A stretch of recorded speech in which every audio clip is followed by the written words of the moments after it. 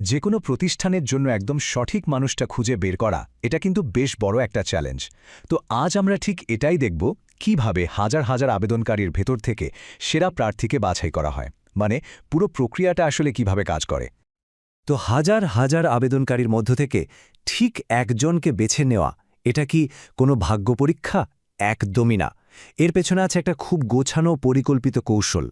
আর এই কৌশলটাই কিন্তু ধাপে ধাপে সেরা প্রার্থীকে খুঁজে বের করতে সাহায্য করে। সহজ করে বললে এই বাছাই প্রক্রিয়াটা অনেকটা চালুনির মতো কাজ করে। ভাবুন তো, এক গাদা আবেদনকারীর মধ্য থেকে শুধু তাদেরকেই ছেকে আলাদা করা হয় যাদের যোগ্যতা আর সফল হওয়ার সম্ভাবনা সবচেয়ে বেশি।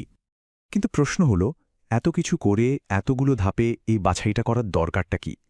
কারণটা খুব সহজ কিন্তু খুবই গুরুত্বপূর্ণ। একটা ভুল নিয়োগের খেসারত কিন্তু একটা কোম্পানিকে বহু দিন ধরে দিতে হয়। চলুন তাহলে একটু গভীরে গিয়ে দেখি এই সঠিক বাছাই প্রক্রিয়াটা কেন এত জরুরি। আসলে সঠিক কর্মী বাছাই করা মানে শুধু একটা খালি পদ পূরণ করা নয়।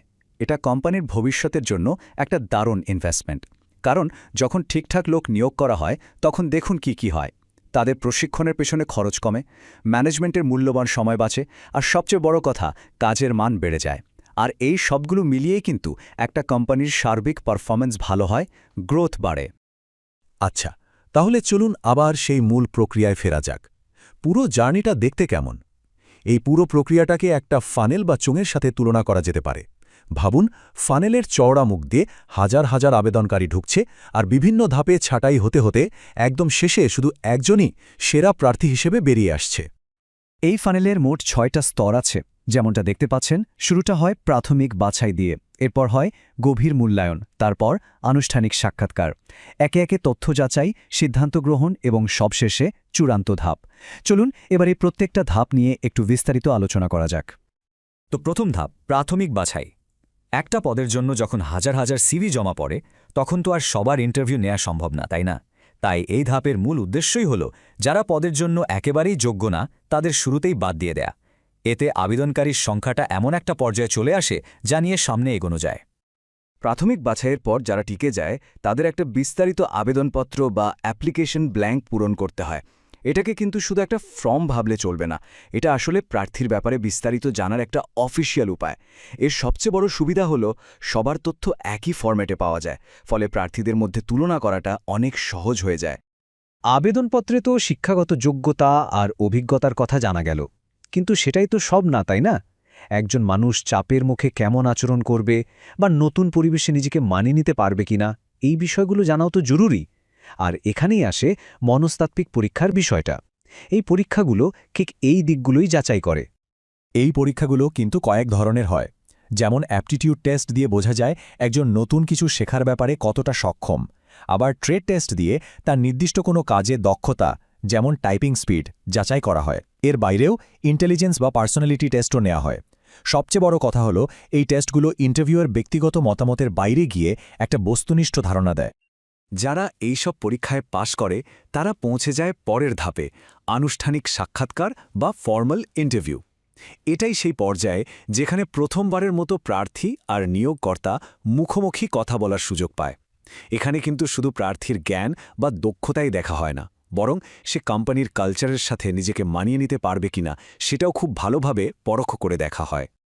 ইন্টারভিউতে হয়তো একজনকে দারুণ মনে হলো, কিন্তু তার দেওয়া সব তথ্য কি সত্যি? এটাই যাচাই করার ধাপ। এই পর্যায়ে প্রার্থীর দেওয়া তথ্য, যেমন তার আগের চাকরির অভিজ্ঞতা বা রেফারেন্স, এগুলো সব চেক করা হয়। এর একটাই উদ্দেশ্য, নিশ্চিত হওয়া যে প্রার্থী যা যা বলেছে তার সবই সত্যি। আসলে রেফারেন্স চেকের মূল উদ্দেশ্যই হল এটা নিশ্চিত করা যে প্রার্থী যে তথ্যগুলো দিয়েছেন সেগুলো সঠিক নাকি ভুল। এর মাধ্যমে কোম্পানি নিশ্চিত হতে চায় যে তারা এমন কাউকে নিয়োগ দিচ্ছে যার সততা নিয়ে কোনো প্রশ্ন নেই। এরপর আসে সেই মুহূর্ত যার জন্য সবাই অপেক্ষা করে। যে প্রার্থী এই সব ধাপ সফলভাবে পার করে তাকে অবশেষে চাকরির প্রস্তাব বা জব অফার দেওয়া হয়। এই অফার লেটারে বেতন, পদের নাম, দায়িত্ব, যোগদানের তারিখ, এই সব গুরুত্বপূর্ণ তথ্য পরিষ্কারভাবে লেখা থাকে। তবে চাকরিতে যোগ দেওয়ার আগে আরও দুটো ছোট ধাপ বাকি থাকে। প্রথমত, একটি শারীরিক পরীক্ষা। এটা নিশ্চিত করার জন্য যে প্রার্থী কাজের জন্য শারীরিকভাবে সুস্থ। আর তারপরই আসে চূড়ান্ত প্লেসমেন্ট, মানে তাকে তার নির্দিষ্ট পদে বসিয়ে দেওয়া হয়। আর এভাবেই শুরু হয় তার নতুন যাত্রা। ব্যাস এভাবেই একটা লম্বা আর খুব সতর্ক প্রক্রিয়ার মধ্য দিয়ে একজন প্রার্থী অবশেষে প্রতিষ্ঠানের নতুন সহকর্মী হয়ে ওঠেন। তাহলে পুরো ফানেলটার উদ্দেশ্য কি দাঁড়ালো? লক্ষ্যটা কিন্তু শুধু একটা পদ পূরণ করা নয়, বরং সঠিক কাজের জন্য সঠিক দক্ষতা দিয়ে একদম সঠিক মানুষটাকে বেছে নেওয়া। কারণ যখন এটা করা সম্ভব হয়, তখন কর্মীও তার কাজ নিয়ে খুশি থাকে আর কোম্পানিও তার কাছ থেকে সেরাটা পায়। আর এটাই কিন্তু দীর্ঘমেয়াদী সাফল্যের আসল চাবিকাঠি। শেষ পর্যন্ত প্রশ্নটা কিন্তু এটাই, একটা নিয়োগ প্রক্রিয়া কি শুধু একটা খালি চেয়ার ভরার জন্য, নাকি আসল প্রতিভা খুঁজে বের করে কোম্পানিকে সামনে এগিয়ে নিয়ে যাওয়ার জন্য? একটা ভালোভাবে ডিজাইন করা বাছাই প্রক্রিয়া কিন্তু এই দুটোর মধ্যে বিশাল পার্থক্য তৈরি করে দেয়। এটা একটা সাধারণ রুটিন কাজকে একটা স্ট্র্যাটেজিক বিজয়ে পরিণত করতে পারে।